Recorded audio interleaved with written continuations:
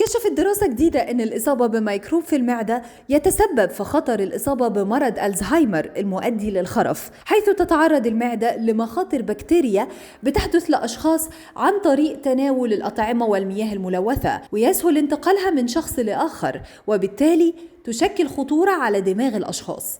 ووفقا للباحثين في جامعة ماكيغيل، تم إجراء الدراسة على 4 ملايين من البريطانيين في عمر 50 عام فيما فوق، وحسب استنتاجات الدراسة أن من يعانون من بكتيريا الملوية البوابية نسبة إصابتهم بمرض الزهايمر أعلى وجد 11%. والملوية البوابية هي بكتيريا تصيب الإنسان نتيجة انتقالها عبر الطعام والشراب الملوثين، ولا تظهر أي أعراض على المصابين، ولكن هناك مصابين يتعرضون لعسر الهضم بجانب التهاب في المعدة وتقرحات. وبعد الإصابة ببكتيريا الملوية البوابية بفترة كبيرة من 7 ل 10 سنوات يصاب الشخص بألزهايمر. كما أن البكتيريا بتنتقل للدماغ من خلال عدة طرق، مما يؤدي لالتهاب في الخلايا والإصابة بالتنكس العصبي.